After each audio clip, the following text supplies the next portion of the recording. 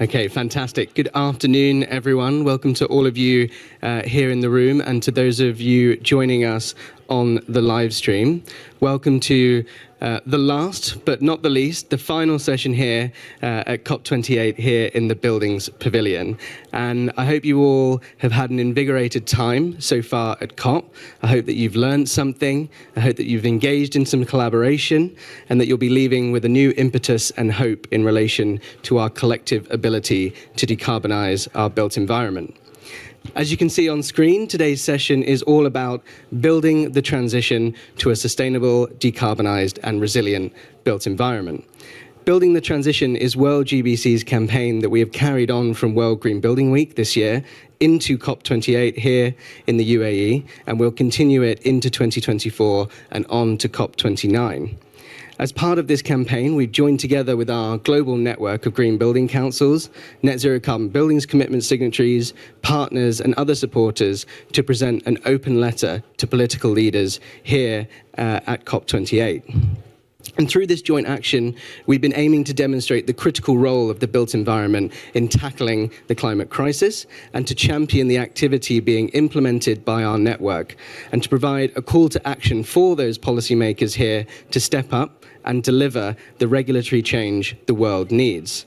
So far, we've had over 360 companies, alongside nearly all of our green building councils in the network, representing over 46,000 members signed up in support. And also this week, we've seen the announcement of the Buildings Breakthrough, with 28 countries, with a last-minute addition of Ghana, agreeing to make near-zero emission and resilient buildings the new normal by 2030. And today, as part of this wider built environment and buildings content at COP28, we're here to talk about key solutions that can decarbonise our built environment. The IEA's Net Zero 2050 scenario notes that energy efficiency measures and electrification are the two most impactful mitigation measures that we can implement in order to achieve building decarbonisation at scale. And so today, you're going to hear from a fantastic set of speakers on some practical and existing technical solutions that can be implemented today, and about how mitigation and decarbonisation measures can bring multiple co-benefits, not just in terms of emissions reductions, but also in terms of improved health and well-being, improved nature and biodiversity, and improved social equity and resilience. So to kick us off, I'd like to hand over to Nadine Abu Ode, Built Environment Associate at the High Level Climate Champions, to give us our opening keynote. So please join me in welcoming Nadine.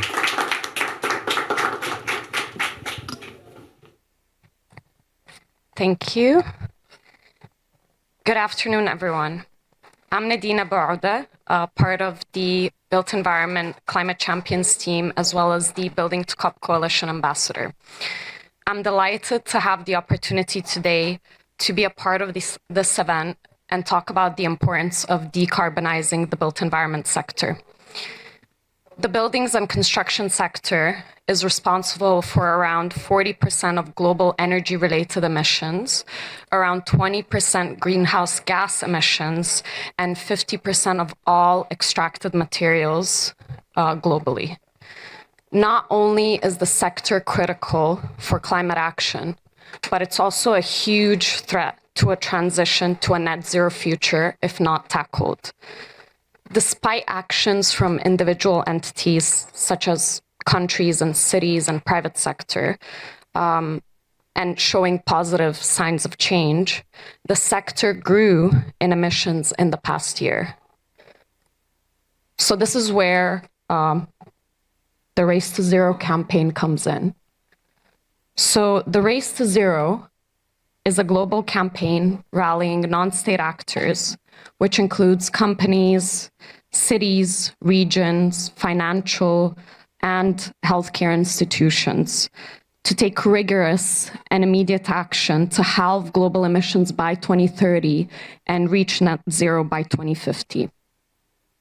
Since June 2020, over 1,500 members have joined the campaign and are committed to the same overarching goal, which is reducing emissions across all scopes in line with the Paris Agreement. In addition to that, the members also must meet robust science-aligned criteria, and the emissions have to be tackled across all scopes. So since COP27, over 70 built environment organizations have joined the race, and this represents around $45 billion of combined revenue. This included 20% of major real estate asset managers and owners, 48% of major architects and engineers, and 90% of major construction companies. So we can see that members in the race are taking action, and together their actions are helping drive a holistic response to the climate crisis. The objective of this campaign is to build a momentum around the shift to a decarbonized economy ahead of and during COPs. And this is intended to send governments a resounding signal that businesses, regions, all the non-state actors are united in meeting the Paris Agreement goals and are creating a more inclusive and resilient economy. So here you can see some of the organizations that have already joined the race globally and regionally. Many of these, including ARUP and JLL, have taken action towards the fifth P of the race, which is called persuade, and it's related to the policy asks.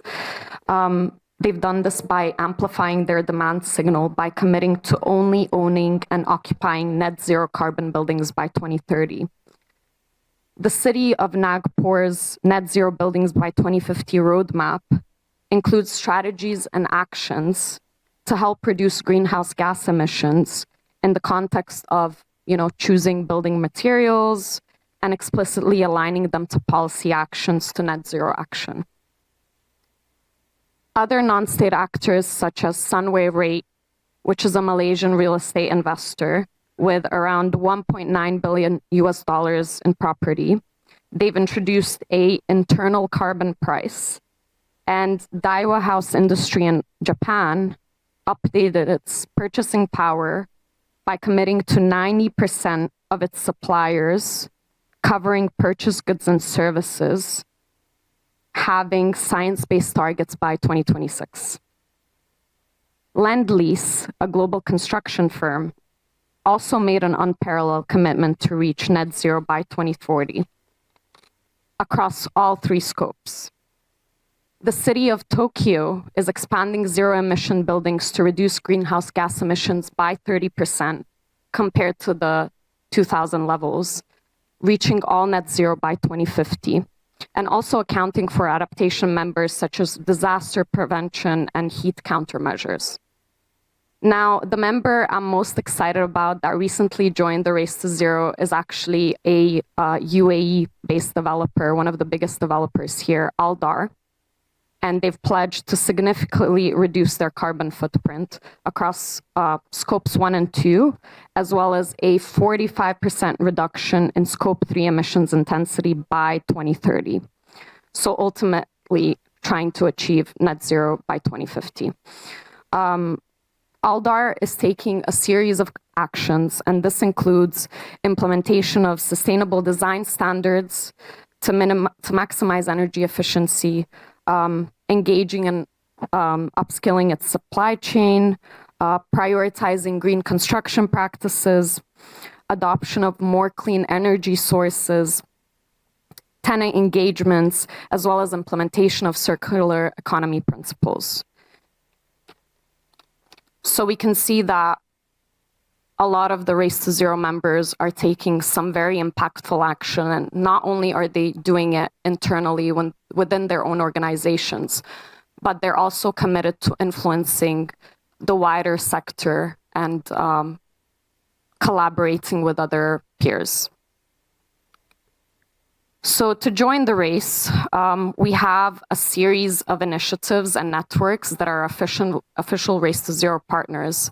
And these partners are the funnels through which individual members can join, and they provide support and guidance to members on how they can commit to achieve net zero by 2050 and actually take meaningful action towards that. So if you're interested in joining and you want to learn more about the race, please reach out. Thank you.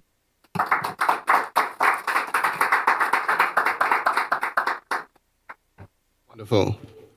Wonderful. Thanks, Nadine.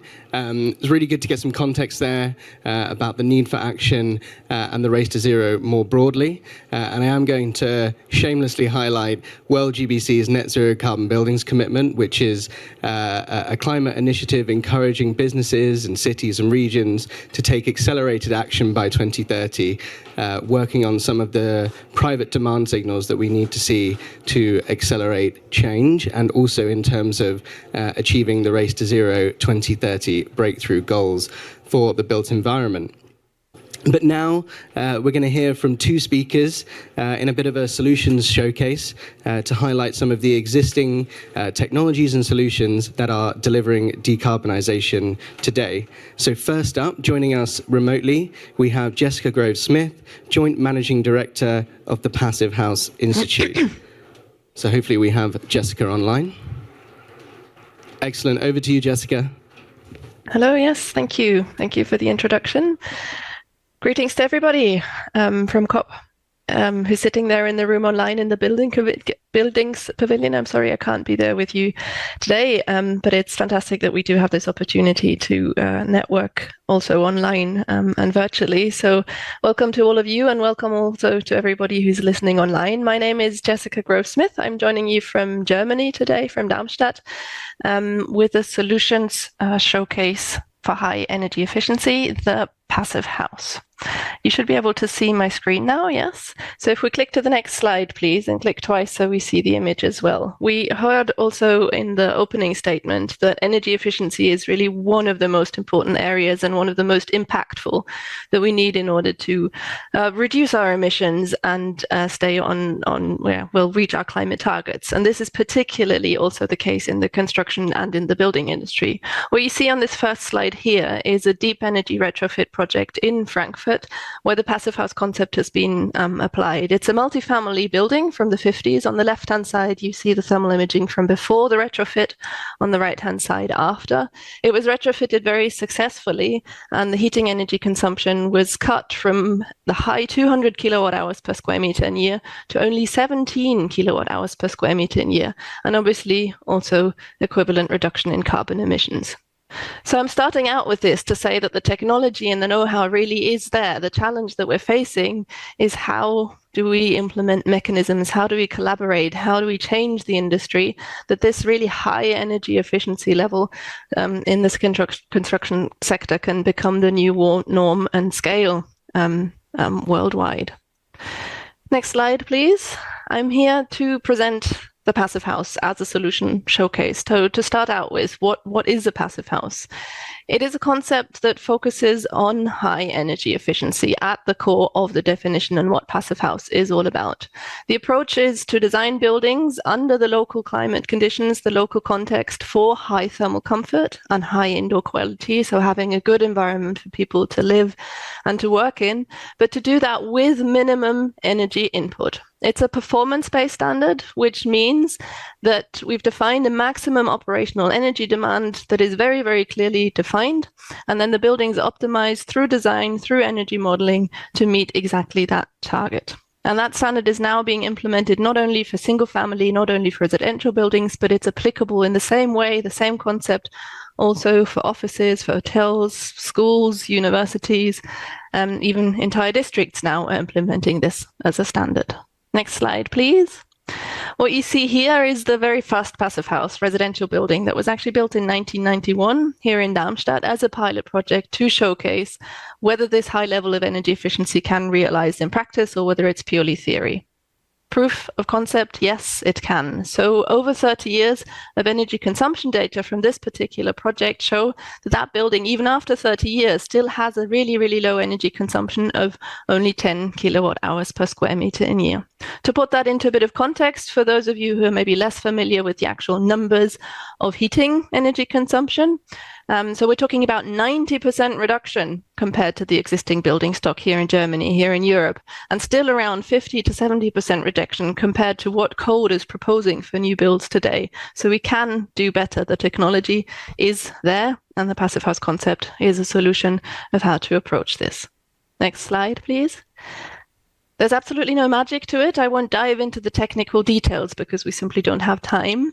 But the main ingredients for energy efficient construction are known. We tend to speak about 5 main principles as the basic to the approach without going into detail. One of the core aspects, absolutely first, is the building envelope. It's good insulation, appropriate windows with the right orientation, good shading approach, and good insulating qualities. But also the ventilation concept is key. So we provide fresh, healthy air for the people inside the buildings, but without heat loss. So in many climates, that does mean mechanical ventilation with heat or energy recovery.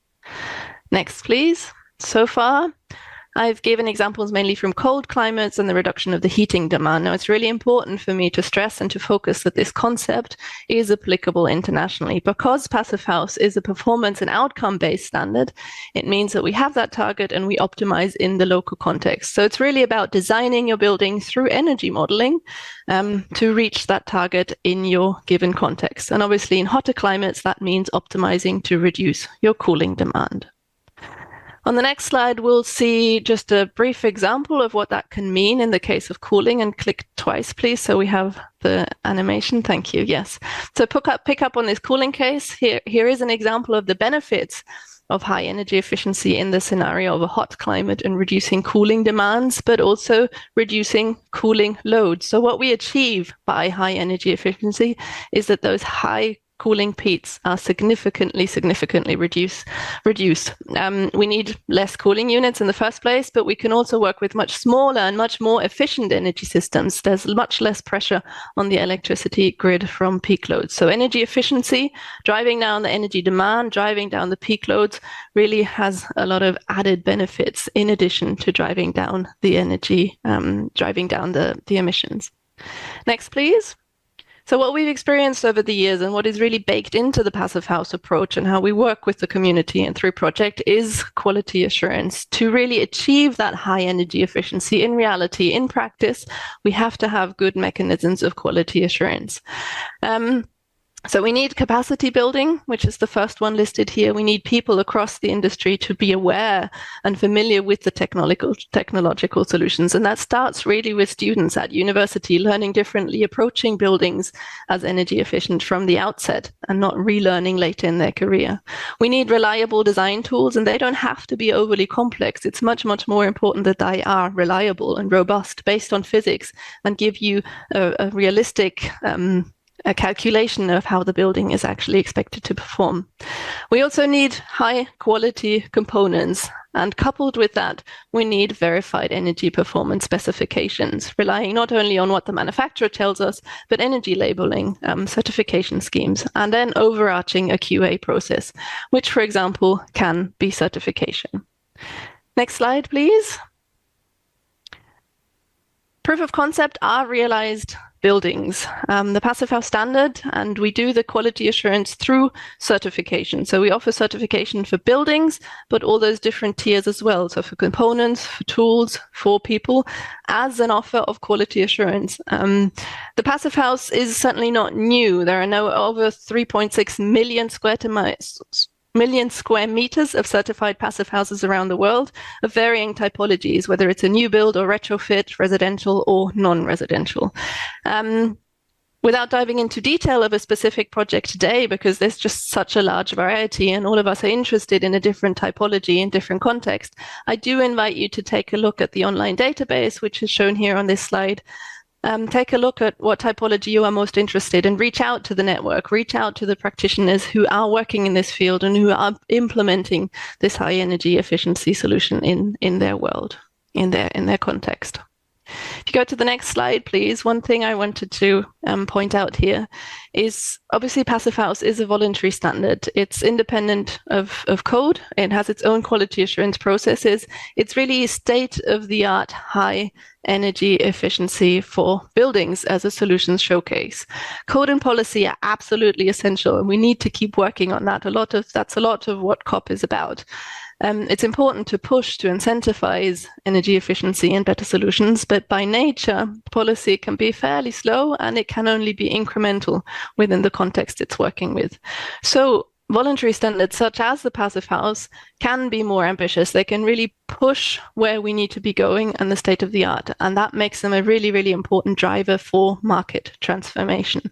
A driver in the sector of building expertise, so that capacity building, a driver for the actual component development and market availability, but also a driver in terms of establishing those quality assurance processes and just building a market. So that's really what we're working on within our community. Next slide, please. Just to reflect that, of course, there is a lot more in the context of decarbonising building. There is a lot more than that niche focus of Passive House, which is to reduce the operational energy needs, which it does extremely well and extremely successfully. But what so energy efficiency is, in our experience and working with the teams, working with partners, is a door opener in many, many, many regards. So once you have reduced the energy demand, brought down those peak loads, it gives you so many more advantages and benefits and opportunities. So for example, once you've reduced your energy demand, that fully renewable energy supply, the topics of electrification that are so important, become so much easier. Obviously, there's also the context of materials. Passive House gives you the flexibility of working with different materials, different building traditions, deliberately keeping it open to an extent that we achieve higher energy efficiency, but we don't constrain. So we still allow using kind of building traditions that fit the local context. Obviously, there's clearly more and more a push, and that's absolutely important and essential for low carbon materials.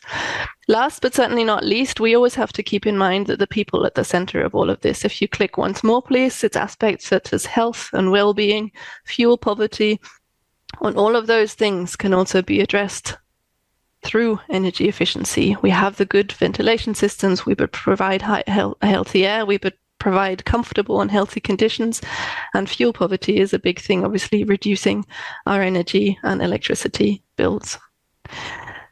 Coming slowly to an end, if you go to the next slide, please, I've included a quote from the global ABC from one of the status reports. What we build today is our emissions legacy, and that's something I think we always have to remind ourselves of, is how long a lifetime the buildings have, and that the decisions that we make today have a long-lasting impact in terms of the energy needs of those buildings year after year after year to come.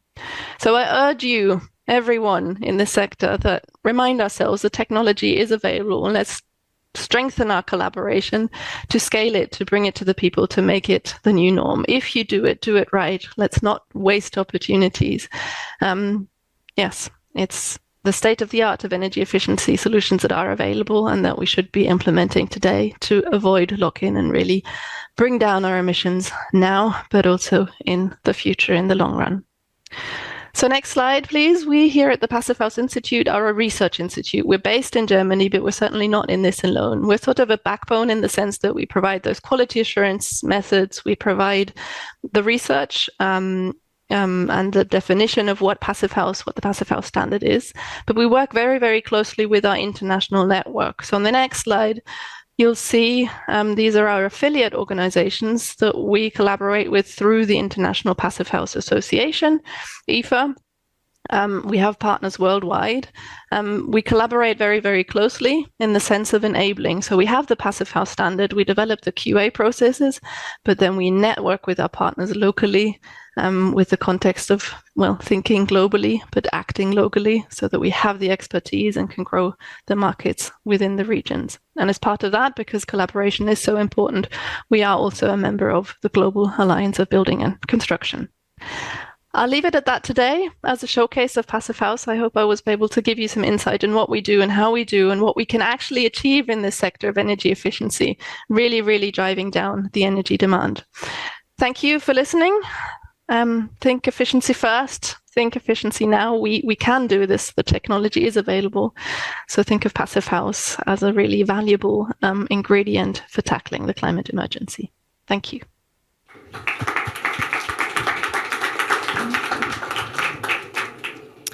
Thank you, Jessica. Great to hear about the Passive House Standard and the importance of energy efficiency. Some fantastic images and case studies there, but also really highlighting the importance of how implementing energy efficiency and other decarbonisation measures can really boost, as we said, other co-benefits, health and well-being, air quality and beyond. So thank you very much. Next up, we have Anders Hall. Anders is the president of the European Solar Shading Organization, and I hope you're going to take us through all things solar shading. Thank you, Anders. Thank you. First of all, thank you for making it a priority to attend the session together with us today. I'm good to go? Right.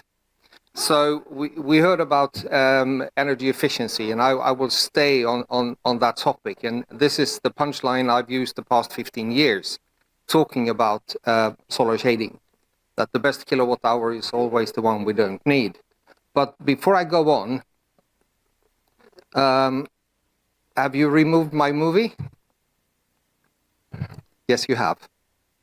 Slide 2 is gone. Yes, it is. Okay. Anyway, I had a short movie, 20 seconds, just to show what I mean with dynamic solar shading, because even here at COP, when I meet people and I'm asked the question, what are your agendas? And I say dynamic solar shading, and I tell you more than 9 out of 10 people start thinking about solar panels. That's not the case. It's about shading the windows with blinds and awnings, etc. A technology we had for thousands of years. And what I'm referring to is that same technology, but in a slightly modernized version, you could say. I give you just one example here. I've, since 2016, I've done quite a bit of work in India, working with Griya and Terry. We've done research there, etc. And to summarize it in a very, let's say, approachable way, I got this calculation from one of their energy experts. And he said, if you take a standard window of 1 square meter during 1 year in New Delhi, you have the energy transfer through that window during 1 year that in energy terms is equivalent to what you need to boil 30,000 eggs or making 40,000 cups of coffee. And then we allow that to happen, and then we put machinery in the building to remove all that excessive energy out again for us to survive as human beings. It's kind of backwards, isn't it? And also listening to many exciting seminars around COP here and on other events I attend, we have all these challenges and programs we are involved in, but I say I kind of feel that there is this common denominator that emerges over and over again, particularly where I come from. I come from Sweden. I mean, we really suffer now the consequences of the energy issues, energy supply and the production of energy. And then we hear this a couple of years ago from International Energy Agency that only driven by air conditioning, the global energy consumption will quadruple around the world. And I particularly like this slide, which is information we quite recently got, showing statistics on energy use again for air conditioning, looking back. Instead of, because what we do a lot is we anticipate the future, what we want to do tomorrow. But this is also a bit of track record. And we see here in Europe that we use 200% more energy for air conditioning in residential buildings. Where I come from up north in Scandinavia, before we didn't have air conditioners at all, because we have a cold climate a big part of the year. But it's happening now in DIY shops, etc. ACs are being sold. So yes, and then of course we have the increase of heat-related deaths, harming our poor and vulnerable people. So for me, this is not only about energy, it's also about the well-being of people. I want to highlight that this goes together. So what we did a couple of years ago, back in 2019, we said in the European Solar Shading Organization that we've done science over the years. We have years and years of experience from real life, but we need somehow, in an unbiased way, to have a look upon our solutions that can verify our claims. So we chose Guidehouse, a consultancy firm in Germany that holds I'd say one of the most extensive databases on building statistics for Europe. How many square meters of schools do we have, hospitals, residential, private housing, how many windows do we have, etc., etc. And we gave them 2 scenarios to implement on top of that building statistics. And it took about a year, and then we got the results. And yes, we also said we would like to use this to create an awareness around what role solar shading honestly really can bring. Because today in building regulations, we are not considered as a necessity, we are an accessory. We are equal to a table, a chair, a doormat or something. We are struggling now with the EPBD updates on European level, the building directive, where recently now the Spanish politician says solar shading, well, that's only for privacy, it has nothing to do with energy, so we leave it out. One of these days right now, they might decide just to close the book on things and not even consider to bring solar shading up as a technical building component, together with light, air conditioning, ventilation, etc. So there we go. Yes, for us to be, because we are part of the technology in a building, that is vitally important. So I just put it very, very straightforward and simple here. So red is bad and green is good, right? So we said the bow scenario we gave them was we do nothing new. We leave it as it is and let us just tag along. No change. Green preferred scenario is that we do get recognition in the building regulations, for example, in the way that before, like they do in France now. That's a good example, a good change in France. You have to consider the use of solar shading before you dimension the implementation of air conditioning in your building, for example. Together with a conservative increase, nothing crazy, here are the results. Number of buildings requiring air conditioning in Europe from 2020 to 2050. Red line, you can see we do nothing. With the green line, this is their prediction. We had nothing to do with the results. So this is Guidehouse conclusion. And they write in the report that solar shading can totally stop the increased use of installed air conditioning in Europe until 2050. Okay? Now, when we know that, that will have a connection to the use of final energy, obviously. And you see the numbers here. On the way, if we start already, this started in 2020, but you see it will build up over time, and the use of kilowatt hours by 2050 is significantly less. And this is also where we gain, let's say, the contribution to decarbonization and etc. It's less kilowatt hours required. And then they took, let's say, the more looking at the money approach, the capital investment and the operative expenses. And if we follow that preferred scenario, yes, of course, we need to spend, the yellow color here, we need to spend some money because we will invest in more solar shading. Carries a cost. But we counterbalance that with mitigating the installation of air conditioning. And then finally, the operative expenses put together between the shading and the air conditioning also created a saving. And to summarize this, you will see that when we reach 2050 doing this, 14.6 billion euros per year in direct saving on final energy cost. And final energy is energy that you and I pay for, because that's the electricity in the wall socket. That's the bill we pay. And accumulated up until that day in 2050, 285 billion euros in saved expenses for the European community. Money we can do a lot of smarter things with.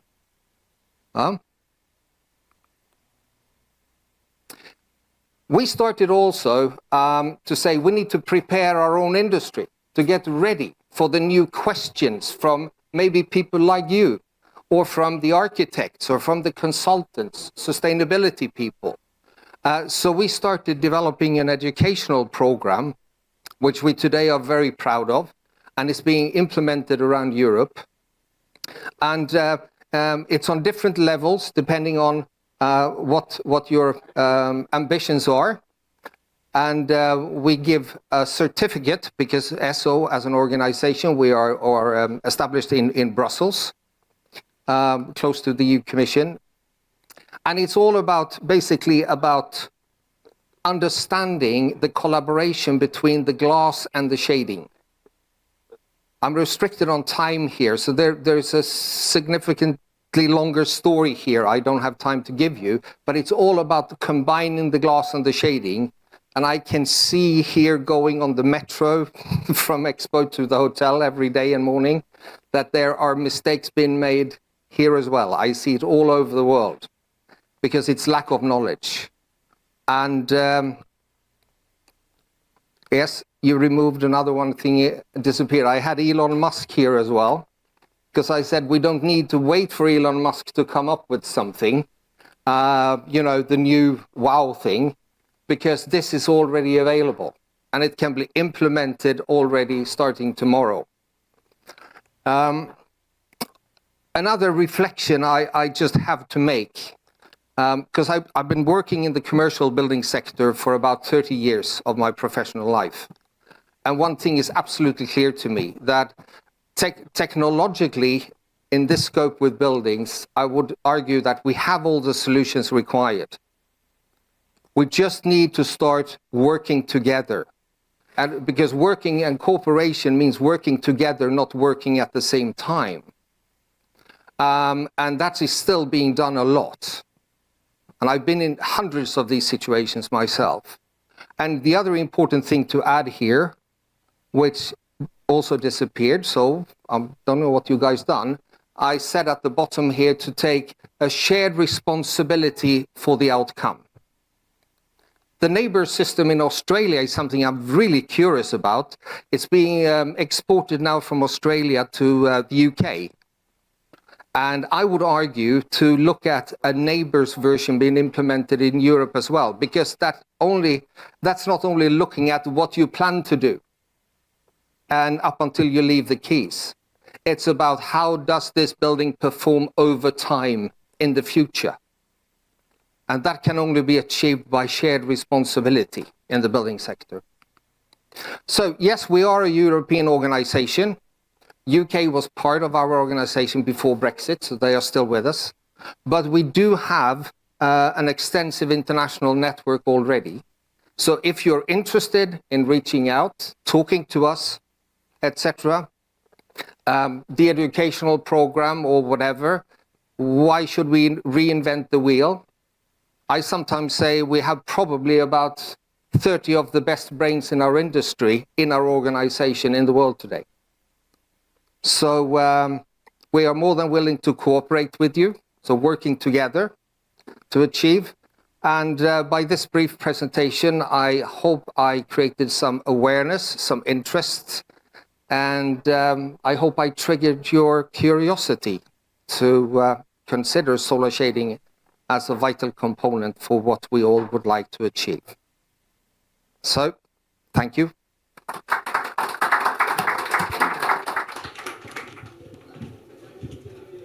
Brilliant. Thank you, Anders. I think fascinating to really highlight the importance of some of the more simple, maybe low-tech, but really effective solutions that you said have been around for a very long time and unfortunately are still being ignored in large parts of the industry. So I hope everyone took some good notes and you're all going to go and speak to Anders afterwards and he can teach you even more.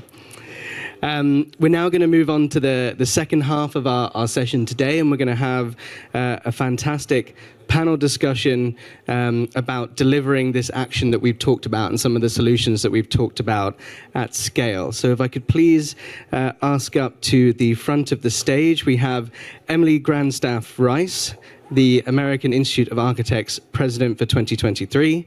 We have Ibrahim Kronfol, Project Manager from DA.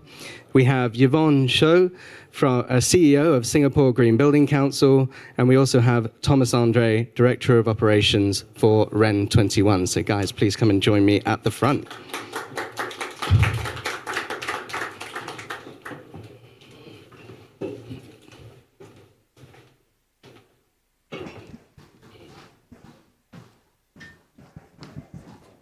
Excellent. Are we all comfortable? Good stuff.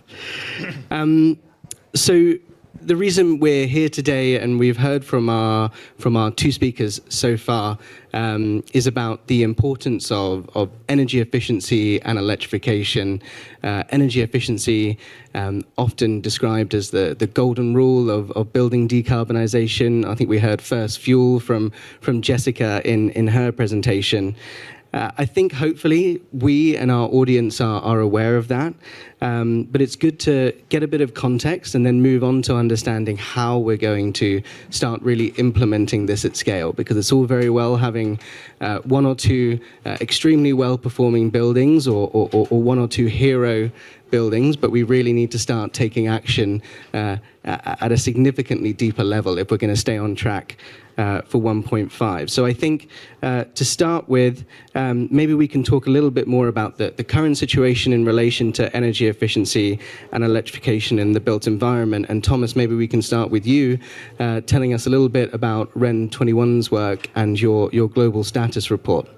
Thank you very much, Matt, and nice to meet you all. So indeed, my name is Thomas Andre, and I'm part of REN 21. REN 21 is a global multi-stakeholder network active in advancing the uptake of renewables.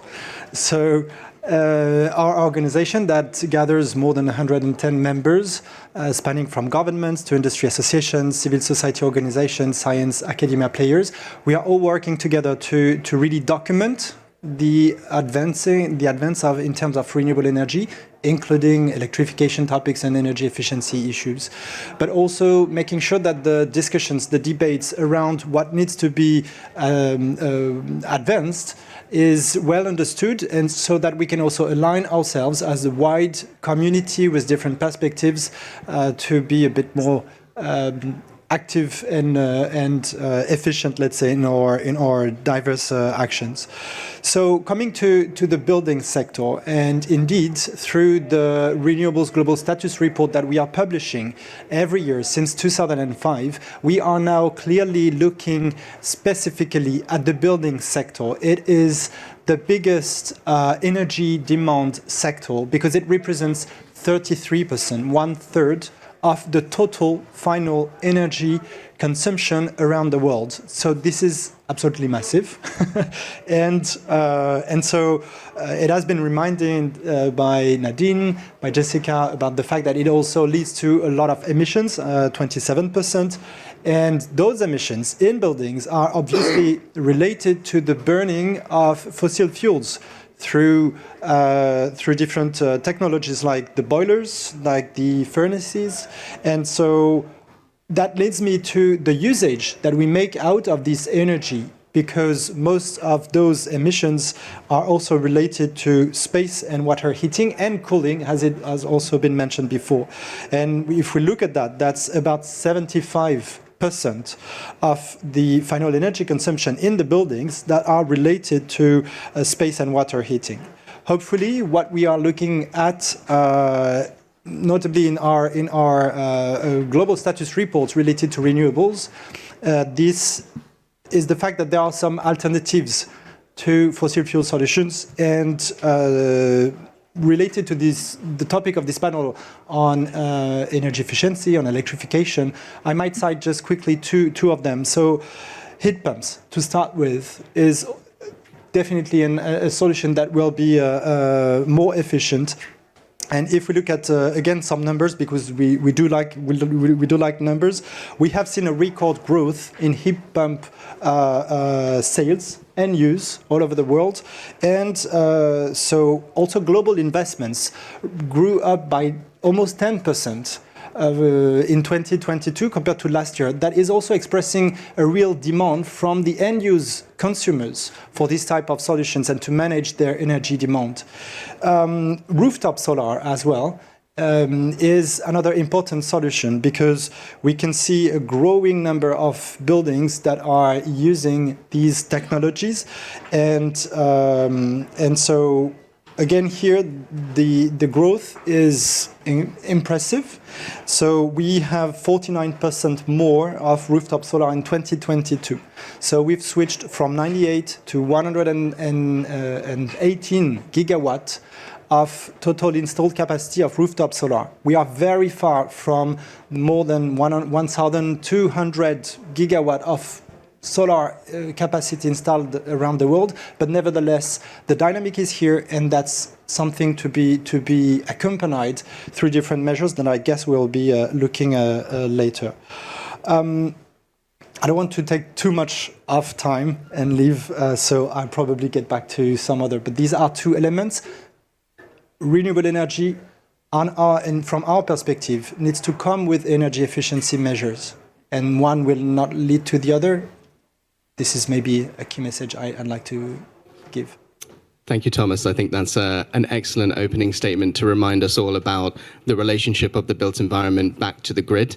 There's no point putting all this effort into decarbonising the grid and investing in renewables if we continue on a trend of increasing energy consumption and demand. And so that's really the role that buildings and the built environment have to play in terms of improving energy efficiency and making sure that we act as an opportunity and a solution rather than an increasing burden on that grid decarbonisation effort.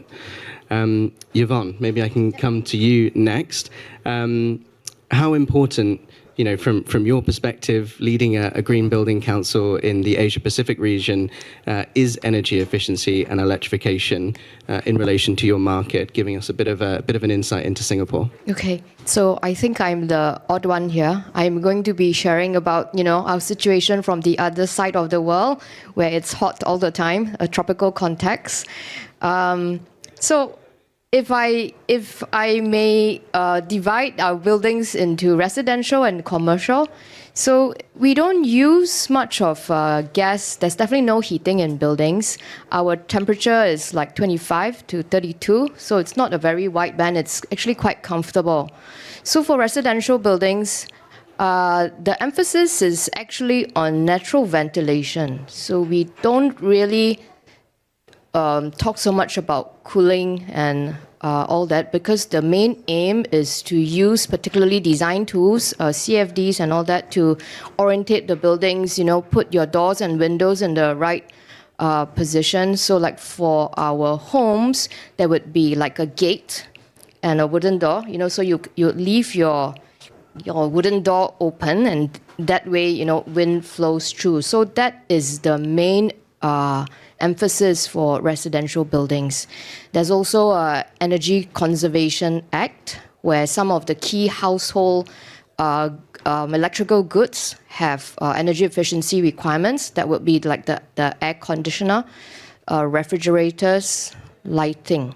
So there are some energy efficiency standards that have to be met, and such goods cannot be imported or manufactured if it doesn't meet those standards. For commercial buildings, it will be like a totally different context, because we're all in offices and malls, and it'll be air conditioned. So there's legislation for existing buildings, for new buildings, and then there's also the Green Mark voluntary standard that's for the top of the market. So for existing buildings, the requirement currently is for buildings to be 40% more efficient than 2005 levels. So this is built into legislation for buildings that were completed from 2010 onwards. Then for existing buildings, the standard is 50% more efficient than 2005. And for our best-in-class buildings today, we can reach about 60%. So these are called super low energy buildings. And the Green Mark standard would be pushing for these 60% more efficient than 2005 levels. So there's a big emphasis on energy efficiency in Singapore because we just don't have many options for renewable energy. Solar is the only viable option currently, and due to our limited geographical size, if every single inch of Singapore rooftop land and water is covered with solar panels, it will only meet about 5% of our total energy needs. So now we're on track to attain, I think, like 3% by 2030. It's currently about like 2%. So, it's like, so energy efficiency is like super big, and we are looking at other strategies like importing clean energy from the region and having a regional grid and that sort of thing. So it's a very, very different conversation for us. Yeah, thanks, Siobhan. I think that it just goes to reinforce the point that we started off there in terms of energy efficiency supporting and being a key measure of those other decarbonisation actions, especially bringing in that context from Singapore and in the region. There's no one way to design and decarbonise a building, whether it be regional or national or even at asset level. So that's something we've always got to consider, and especially when it comes to energy efficiency, there are different challenges, whether it's energy efficiency around heating, cooling, all of the above. Okay, well, I think hopefully we've got a good bit of context there as to why this is important, if you didn't already think so. And now I want to go to each of our panelists and understand really more about what each of your organizations are doing, both in terms of implementing these solutions yourselves. Maybe Ibrahim will come to you in terms of your DAR's own assets and operations, but also in terms of how you might be engaging your members. So Ibrahim, let's start with you first. You're representing a private business here. DAR are market leaders in terms of decarbonising not only your own operations, but also using your expertise throughout your business activities to engage with clients on their own decarbonisation efforts. So maybe you can tell us a little bit more about that. The journey of decarbonisation at DAR started with the integration of the concepts of sustainability and the green building within the body of the professionals working within our DAR. In 2007, there was built a green wave within DAR to have the education of the green building concepts and sustainability within our firm professionals and throughout all trades, MEP, architects, and throughout. And we started building the capacity within DAR to integrate our implementation of the sustainability and green building concepts to practice. Till now, we have almost 500 certified green building professionals in the organization. And these are not only sustainability department, they are integrated within the firms of the design. To add on, I want to mention that the key of success to decarbonization is the integrative process. Building up or gathering the stakeholders from the design with the operator all together to have something more a good product, a high-performance building that can perform, actually. At the start of the project, we usually set the KPIs, and we ensure the assessment through a life cycle assessment from the procurement of the product till it is demolished. This is an overall, it's the mindset of that building, of the team working on the projects that need to be changed.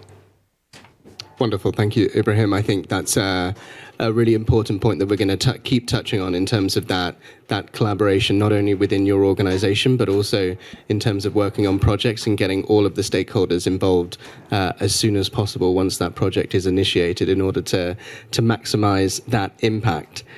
Emily, coming to you next, obviously representing the American Institute of Architects, another sort of leading industry and member organization.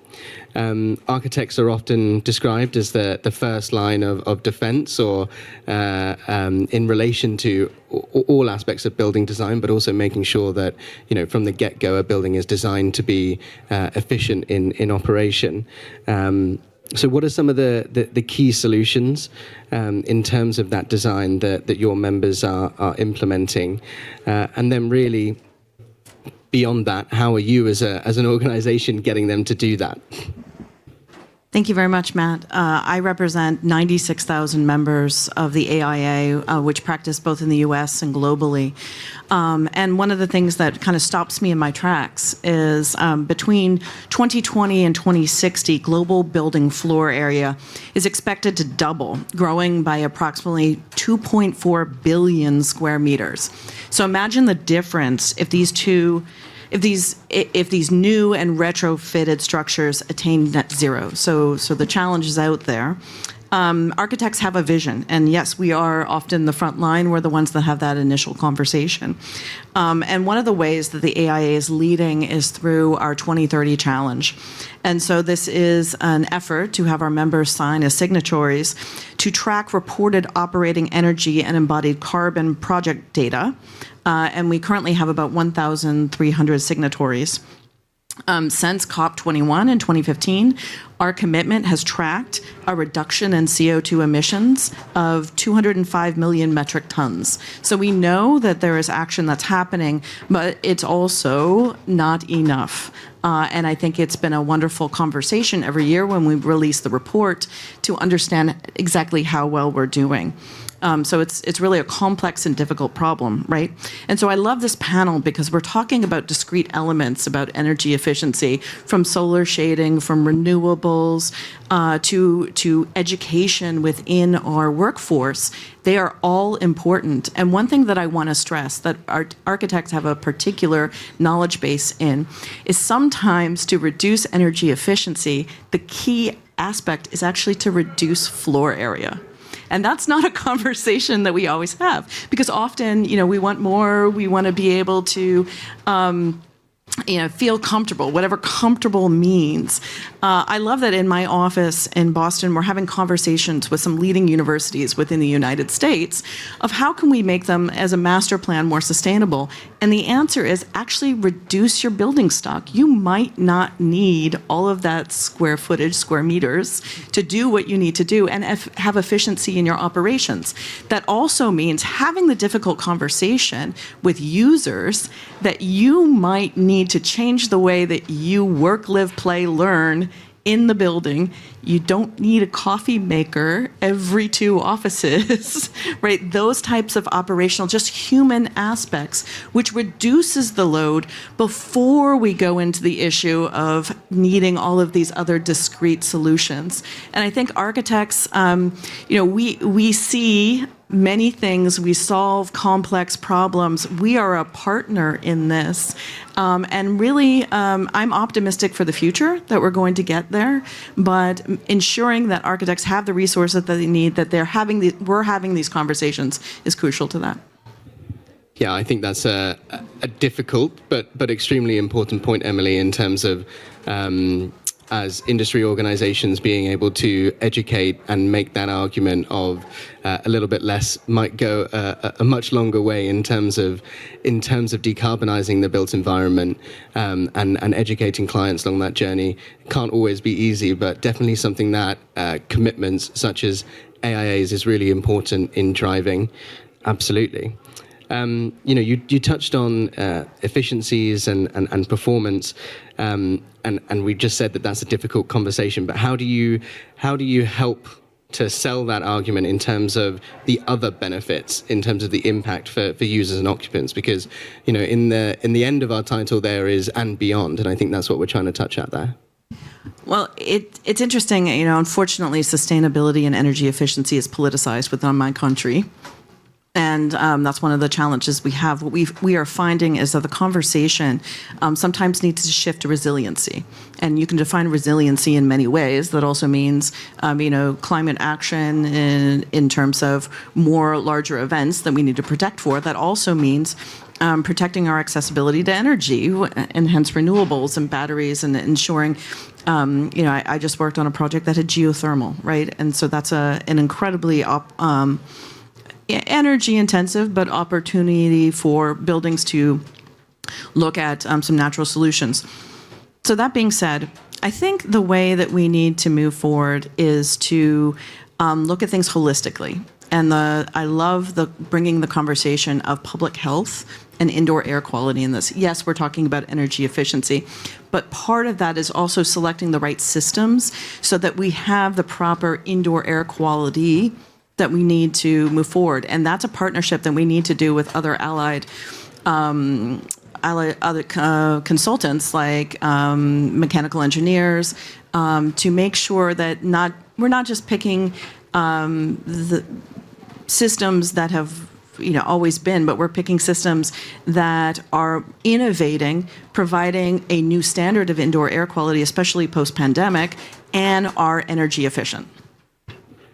Wonderful. Thank you, Emily. And I think, obviously extremely important on that collaboration front. We're going to touch on that a little bit more in a second. But again, going back to that difficult conversation and trying to really ensure that we're all taking the necessary action, and definitely in the global north, trying to focus on retrofit and renovation and the optimal use of the building assets that we already have before we go into designing big, shiny new buildings that we may or may not need.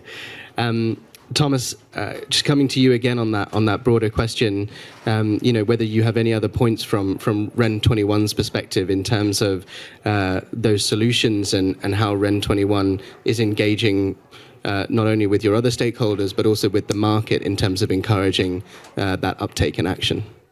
Thank you, Matt. I guess by nature, in our DNA, we are a multi-stakeholder network. So we have the mandate to put all those different perspectives around the table to work on how collectively we can advance renewable energy. But this is not enough. We also need to focus on those demand sectors, transport, industry, and building. And so here, I think the very first key step is to make sure that we identify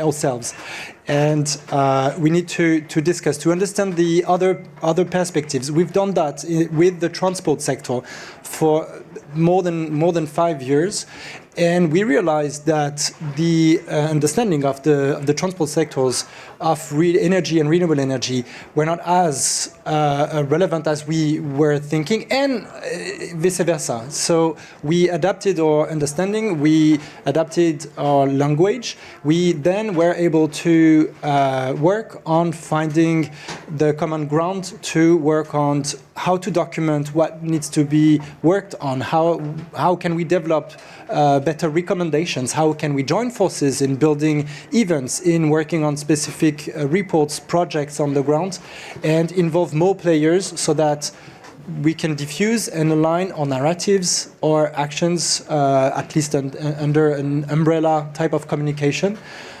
without denying the specificities of each actor.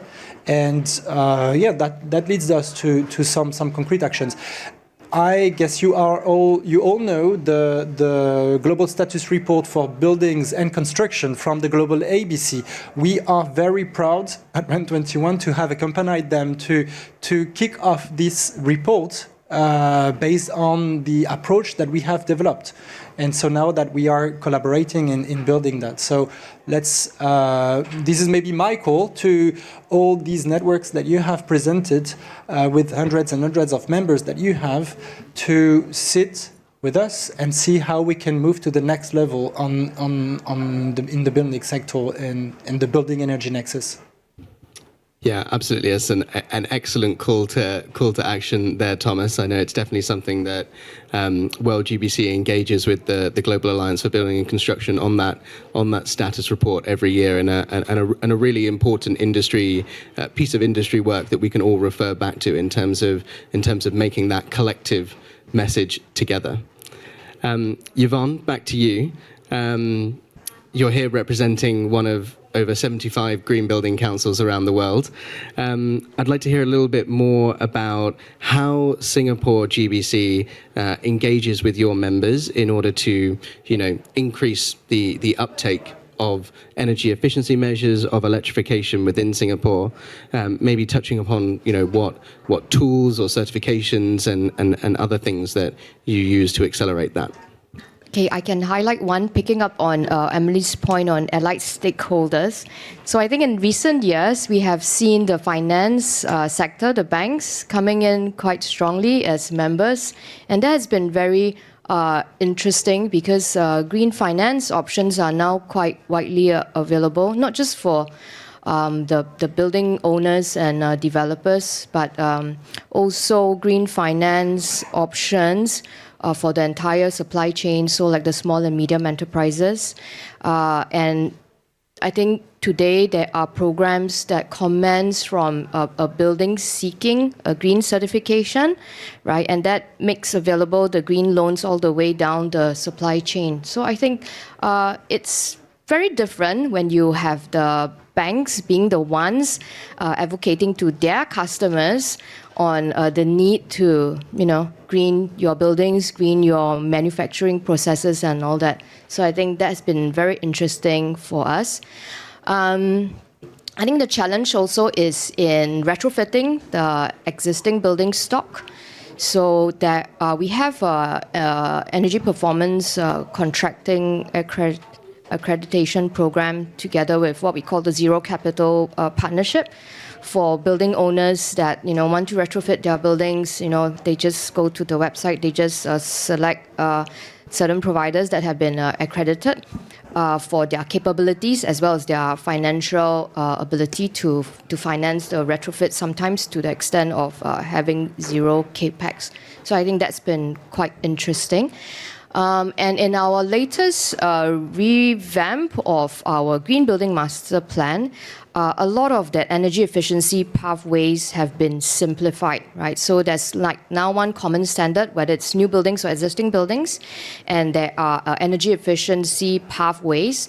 The first is based on your EUI, your Energy Utilization Index, so total energy over GFA. If you meet this number, whether through energy modeling or through actual performance of your existing building, you're clear to go as, a Green Mark Platinum or whatever building.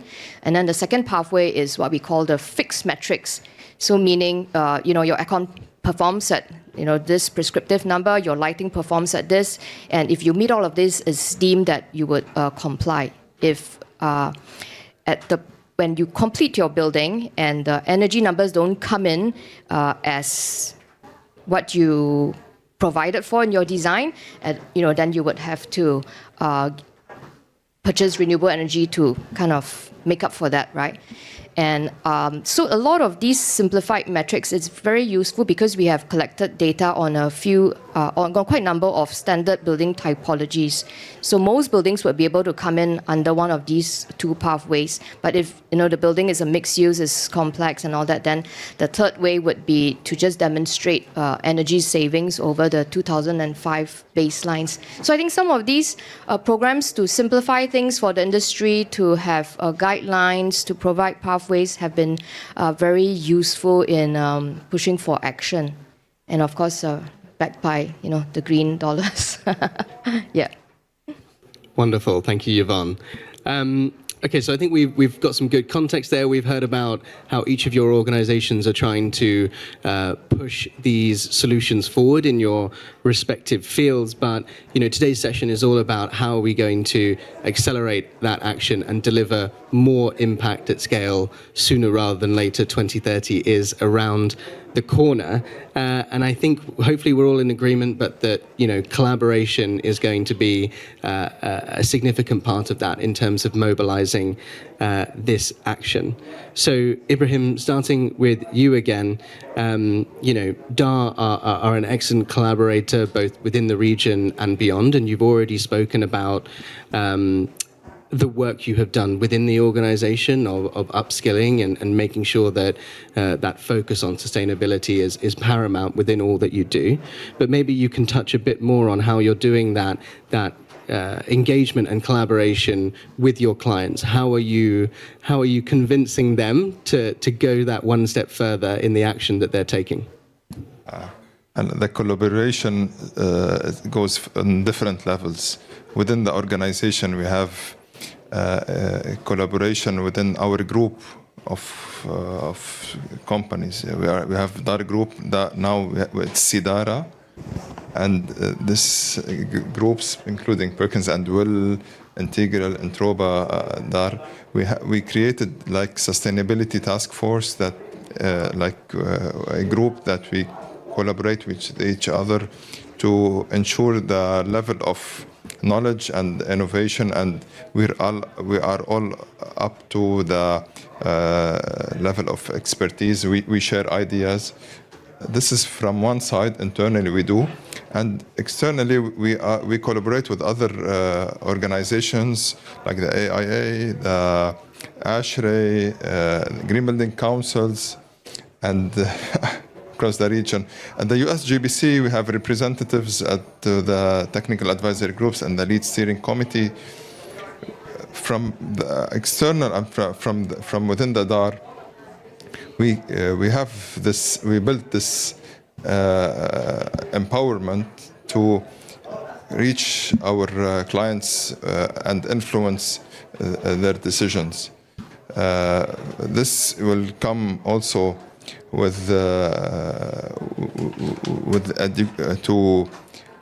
to educate the clients and to educate the contractors and the public to keep this not within the firm, but to furthest to the outside, so we can have the decarbonization can take place and the action can take place.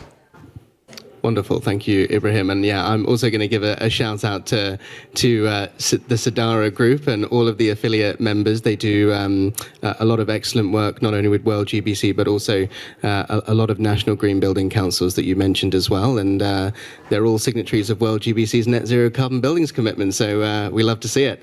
Emily, back over to you. You've spoken to us about AIA's commitment, the role of architects. You're an industry and a membership organization. How is the AIA facilitating that collaboration between the architects? Because not all of them, I imagine, are going to be big organizations with lots of resources to put behind this kind of action. So hopefully there's some knowledge share, some exchange there that's helping accelerate action. Yeah, so I'm going to answer your question directly. How do we accelerate this? And one of the ways that we did this, that we've done recently, and this has been around for a while with the Committee on the Environment, but in 2018, the AIA board adopted that as the framework for design excellence. And basically, it's 10 measures that really are associated with the 17 SDGs. So for example, design for well-being is good health and well-being, design for energy is affordable and clean energy, and design for resources is responsible consumption and production. And so along with these 10 measures, we've challenged our members to think about design in a much more holistic way. So the conversation is less of what does the form look like, but how does the building perform? How does the building address critical issues such as water, such as energy?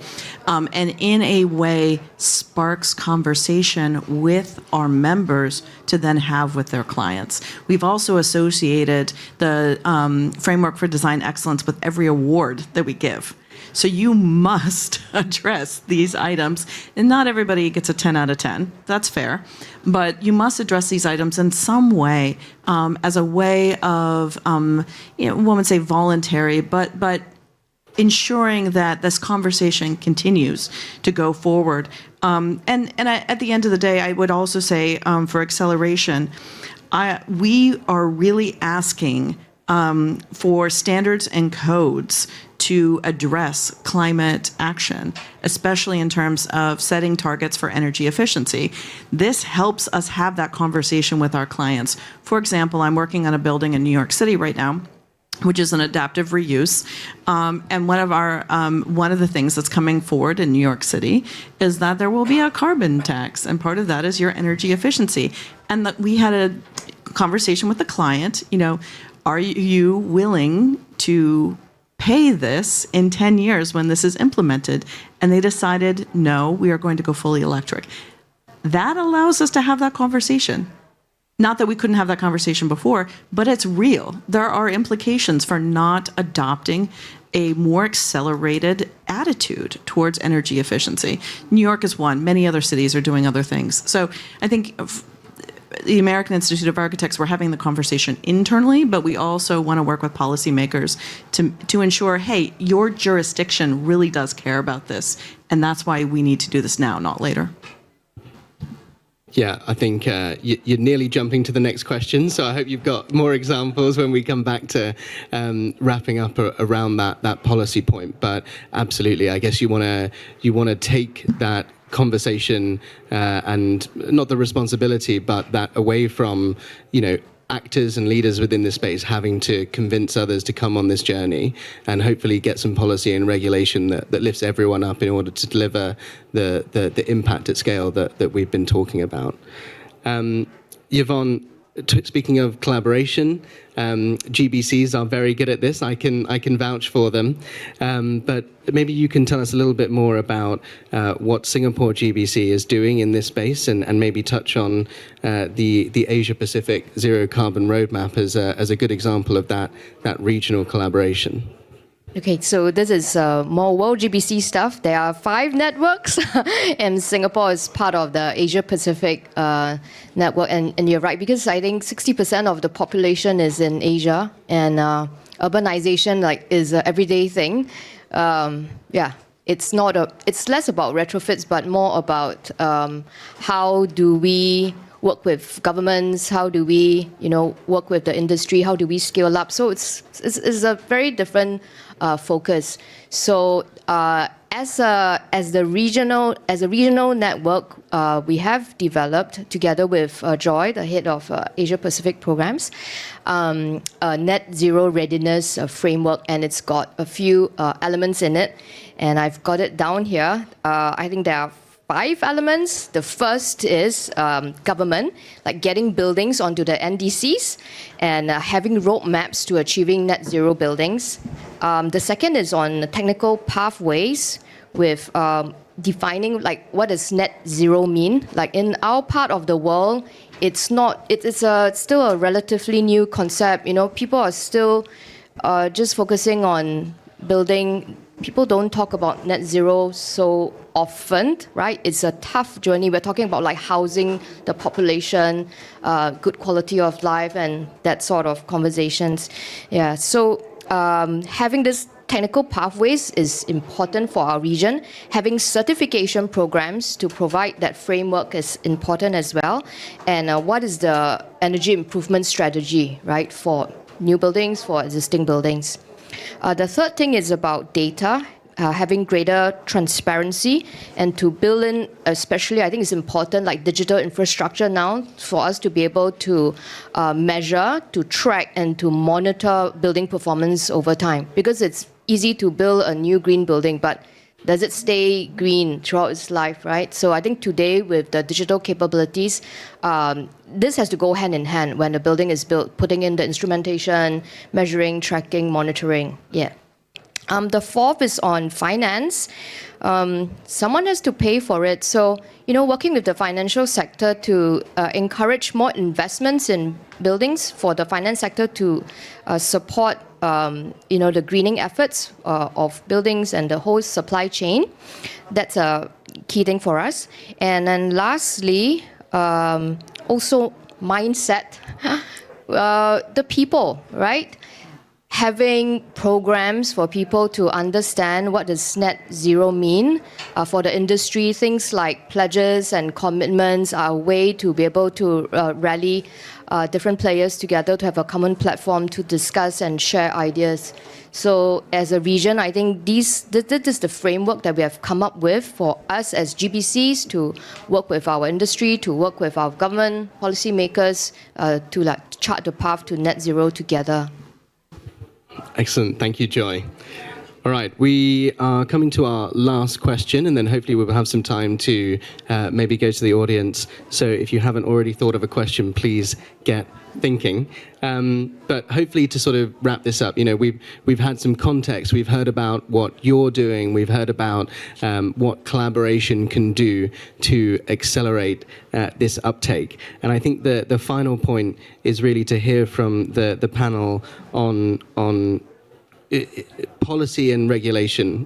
What do we need to see in different aspects in order to further accelerate action? So Thomas, maybe I can start at you. You gave some fantastic context at the beginning in terms of that relationship between policies around renewables and decarbonisation of the grid, and how buildings and the built environment play an important part of that. So maybe more on what things do we need to see from national governments all the way through to more local governments, because one of the biggest announcements this week was the buildings breakthrough for the built environment. So hopefully now that they've all announced that they want to take more action, we need to tell them what action to take.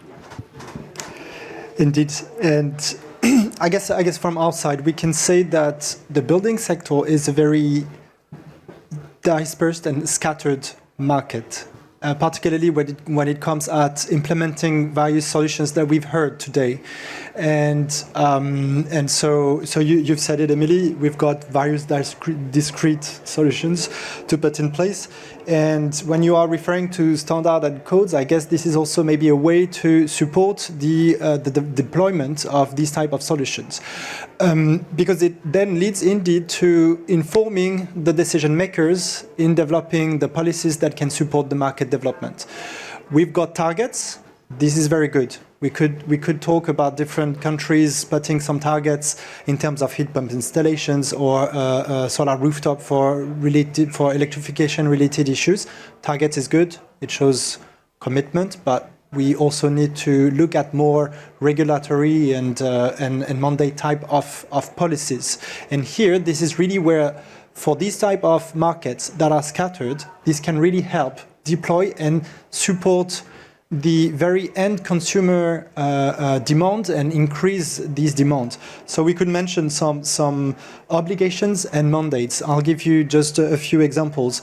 The RE-Power EU plan, so at the European level, has been putting a rooftop solar obligation on some specific buildings. We could also mention in the US, California, they introduced a solar plus storage. So for all the buildings that need to install, that are obliged to install solar power, they now have to make sure that there will be storage. And here, that's also related to the whole transport and electric vehicle question related to building. But also to incentivize end consumers, you could work on feed-in tariff and making sure that for all the excess electricity that you are producing at home or in your commercial tertiary building, you can be well compensated, and particularly stable prices on the long term. That gives a good signal to the market. I will end with one key aspect: developing and supporting the workforce and the skills, because again, this is a scattered market. It needs maintenance at the very local level, again, dispersed one. So here, building the workforce related to maintenance and operations related to energy efficiency is also instrumental. Wonderful. Thank you, Thomas. Some excellent points. And I think really when you said it's all very well having targets, but if there's nothing backing it up to really initiate that action, what's the point? And I think, unfortunately, the UK is a good example of that at the moment. We had one of the first net zero by 2050 targets, but we've got relatively few policies towards implementing that, especially in the built environment. And if you want to know more about that, go to speak to Smith at the back about UK GBC's work in the space. Emily, policies and regulation, what do we need? Yeah, so I talked about policy and regulation ask. California is absolutely leading the way. One that we haven't talked about is clean construction. So AIA has worked with the C40 cities around clean construction and supported policies on this for clean construction and embodied carbon regulations at the local and state level, right? So this has led to the development of CMF has a shared definition for designers, owners, and manufacturers to create a clear ask to transform the industry in the marketplace. It's also led to harmonization of metrics that has consistency in calculating and reporting embodied carbon. The thing that we'll be looking for next is developing metrics for accountability and performance. So we've been talking a lot about the building as a discrete, as a finished product. Also, we need to think about sort of the life cycle of creating the building and how we can move forward with that. Ibrahim? I want to add to Emily the evaluation. It's very important to have this monitoring, continuous monitoring, and to have a robust criteria for the evaluation. But what I want to focus on is the capacity building. We have recently established a MENA Alliance for Green Schools with the World Green Building Council and Lebanon Green Building Council, Egypt Green Building Council, Emirates Green Building Council, and my NGO, Green Leaders, work together in pushing this forward. What I believe that the real action will be in the future generation. We need to educate our future generation to cultivate an eco-conscious leaders that can take real action towards the net zero. This is our push and a call to join us in this collaboration with to educate the youth and for green schools. Yeah, it's an excellent point, Ibrahim. Education and education of the workforce in terms of upskilling in order to achieve all of these solutions that we set out today is going to be really vital moving forwards. Thank you. And Yvonne, last but not least, what would you like to see? There are many common elements, but here's my wish list to cities and policymakers.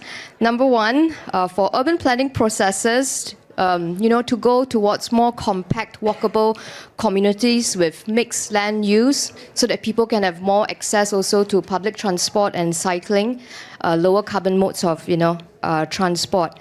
The second would be for building codes and standards, to be in place for energy efficiency, for resource efficiency, for building performance. Thirdly, systems for reporting and monitoring performance over time, which I mentioned earlier.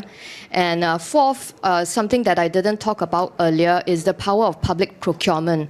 If governments can just ask for better performing buildings, right? And, with the construct to select and opt for more sustainable, more low carbon materials. Public sector is usually a big, they are key players in every market. So that would be a ask.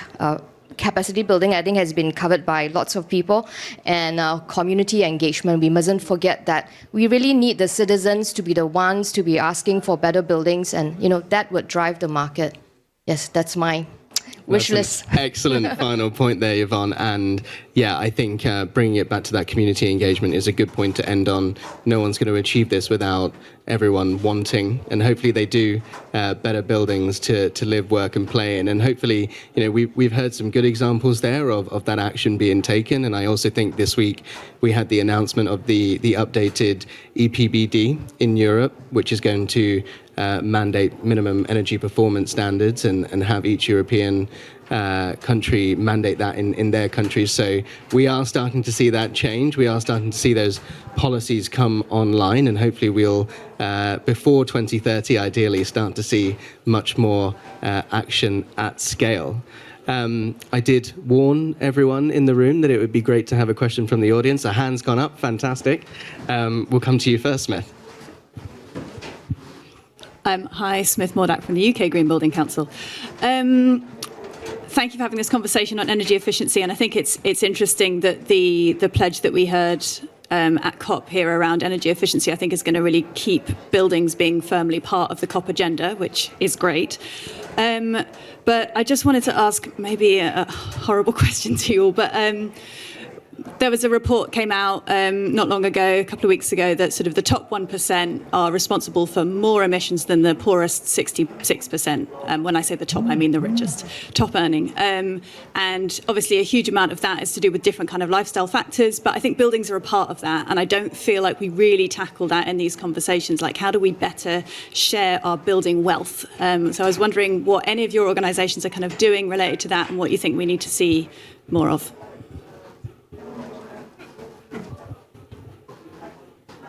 Do you want to go for that first, and then we maybe take another question? Does anyone have anything to say? Well, It's a good question. you said the architects are on the front line, right? Let's see if I can get this. Full disclosure, I work for Perkins & Will, associated with CDARA. And one of the new tools that we have launched is a tool called Proceed. And basically, it brings together public health data across many different sources. You could get each of them individually, but this brings it all in one source. And so we do it by zip code, so if, the 5-digit number that determines your location. And it comes up with the top 5 public health issues in that area. And I think one of the things that this will lead to is a conversation about resources and how we redistribute resources, especially in infrastructure. And part of that 1% is also the resources and the support for those buildings that are, quote unquote, luxury, right? And redefining what does it mean to have a healthy place, a sustainable place, an energy efficient place in the areas that don't have it right now. So that doesn't address your question holistically, but it's one start forward. And we're dealing with very large systemic frameworks here that we have to, I have a friend who likes to talk about an American poet who's Shel Silverstein, and he talks about eating a whale. And when you eat a whale, you got to eat it one bite at a time. It might take you 90 years, but you just keep going at it. So I think that's how I see that. We just need to make a decision every time to move a little bit forward. And I want to add something that I mentioned, that educating the public and the integration of the technology with we have a platform called Para. This Para, we're gathering data and the digital platform and how we can enhance through digital twin to enhance the energy efficiency. We are evolving in this sector. And I hope that Para can reach well and to have to take part of this.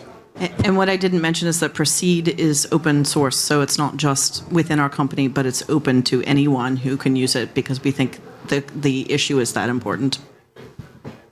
Okay, I think a lot of the new buildings, basic buildings will be required. Good quality buildings will be, something that Asia will require. So I think what's important to note is, like you said, there's no one size fits all, because a lot of the reports and a lot of the guidance come out from the West. So it talks like for buildings, sometimes there's a lot of emphasis on insulation, heating and all that. But actually, in our part of the world, natural ventilation, just orientating your building in the right direction, you just cut out the energy totally, right? Then you don't even need to be efficient about it. Just cut it out.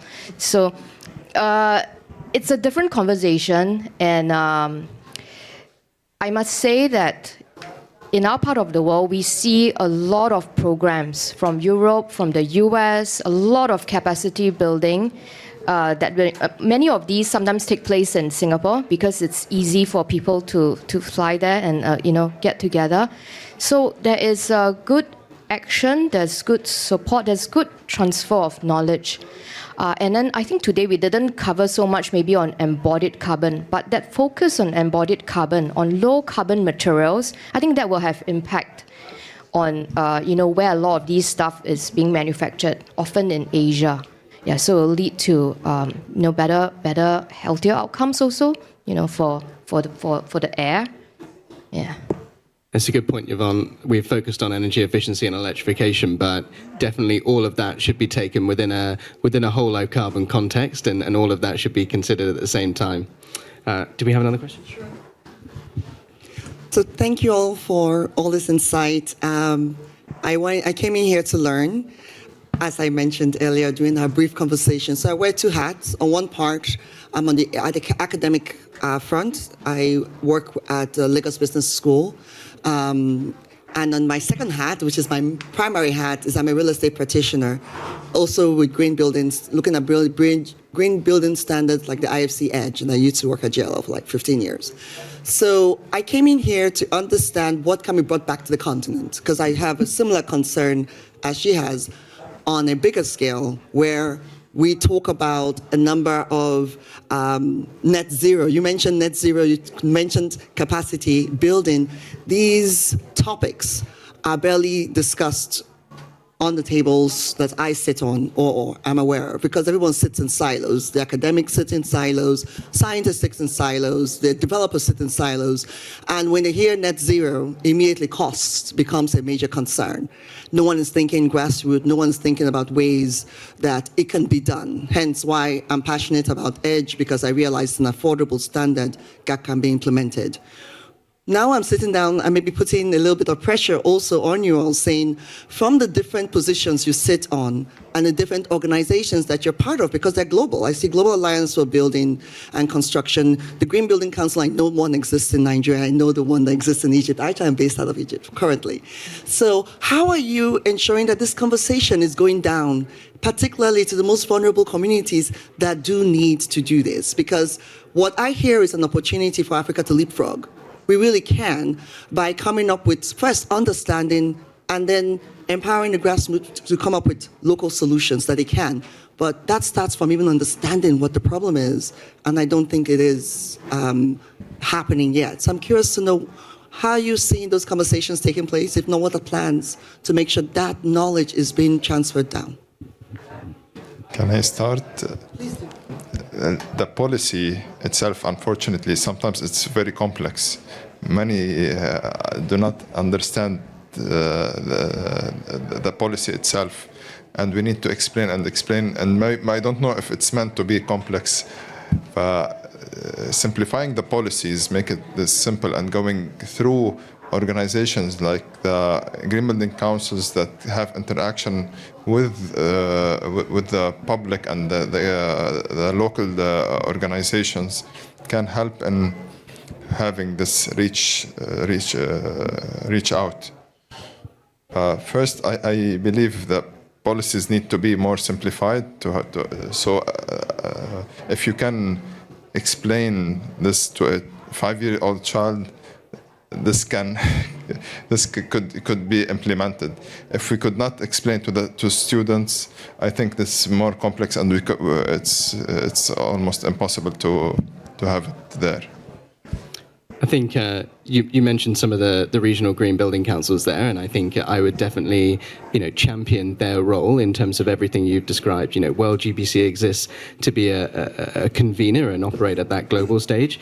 Yvonne mentioned the regional networks that we have, where we try to get all of the green building councils representing their members nationally to collaborate at a regional level, bring those global ideas down to that regional level, and then they in turn take them to their local market and implement whatever's appropriate, because there is no one size fits all. There's no one journey, like I said, whether by country or by region or by asset. And then it's up to those green building councils to work with their members on what is most appropriate in their local market. It might not be super technical net zero stuff right from the word go. It might be community engagement. It might be education and skills based. It might be policy and advocacy work with maybe national governments, but maybe local governments from cities all the way through to towns. So you're absolutely right. It's not about a one-size-fits-all solution, and it's important that we have organisations that take it through to a national and a local level at that point to make it relevant and to make it accessible as well. Anyone else? To add to Matt's point, so when the World GBC launched the net zero commitments, the commitment was, I think, 2018. So when we met as the Asia Pacific region, we were saying, we can't bring this, to our members. It's too far out. So in the end, we had to come up with, what we came up with was a response to that, right? Which is the net zero readiness framework, just to measure how ready we were. So, and I find that in Asia, the dynamics are different. So we have things like government as the first thing, and then we have something at the bottom on mindset. So these are not yet, because I just feel we're not ready to just straight out and then just dive and said, let's go net zero, when there's so little awareness about it. So I think the Green Building Council network is having that different networks is quite good, because we each need to interpret what it means and then what we can do and how we can support each other. And it's a smaller geographical region rather than just like the world. There's an indigenous architect in the US who always reminds us, you can't design for us without us. And so whatever solution is must be authentic to Nigeria. The challenge is so deep that it has to work, and there's no policy from another country that won't work in Nigeria without having Nigeria's partnership. Excellent. I think we're allowed one more question if we've got it. Anyone else? Yeah, hi, I'm Duncan Baker-Brown from the Royal Institute of British Architects. It's not for you guys, actually, it's for the guys sitting down here. I've just, in the UK, we've got the most poorly insulated housing in Europe, famously. And a lot of local authorities are doing large-scale sort of retrofit roadmaps and studies for their social housing stock, tens of thousands of homes. And I've been involved with a number of them, and I would say as soon as we start instigating and running thermodynamic models describing retrofit improvements on homes, we increase the number of overheating days in the summer. Every model shows this. So what we're advising, and we're not the only people doing that, is that we're going to introduce external shading in new treble glazed windows. And we're looking for those products. So all I would say is that the UK has got that problem. We have got a fast changing climate from never needing much shading at all to needing a lot of shading. So we can just see in the UK a dynamic change in the climate, which means that we're having to design in different ways immediately. So I was just picking up on your sort of idea that in Spain they're ignoring external shading. Well, we're looking across to Europe thinking they've done shading for thousands of years and beyond, of course, other people have. Yeah, well, now I risk to put some petrol on the fire here, but there is actually, I know very, very well what you're talking about, and I've worked very closely with the British Blind and Shutter organization. There is a global challenge in terms of describing energy performance and thermal balance in buildings. And I won't name any names on softwares, but the problem is that most softwares dominating the global market in describing exactly what's happening with the shading and the glass in combination gives you totally the wrong results. And it's the wrong result the wrong way, unfortunately. And we are doing heavy work on that together with Fraunhofer Institute in Germany at the moment to bring some visibility to that. So it's a sad circumstance that if you pay attention to it and you really spend the hours of doing something, the tools available, with very, very few exceptions, they give you the wrong information.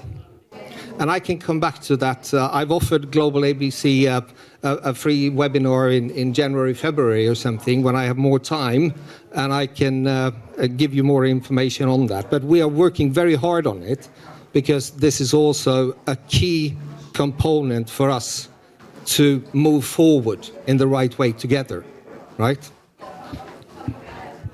Just to be clear, I was saying that external shading devices gave us the results we needed. I know. All right, good. I thought you thought. Just in case. Yeah, but then again, 98% of the shading market in the world is interior. So there is, it's a bigger thing. No. All right. I think even though we are the final session and there's no one after us, I think we are pushing the limits of some good faith with the timing there. So I think we'll wrap up. So wonderful to have you all today here in the room. Those of you joining on the live stream, I hope you've enjoyed this session and everything that's happened this week in the Buildings Pavilion here. I hope you've all learned something. I hope we're all going to go back to our respective countries and organisations and do some good in terms of accelerating that change, collaborating more and delivering more impact at scale. And I hope you'll join me in thanking all of our wonderful panel and also the speakers who kicked off our session.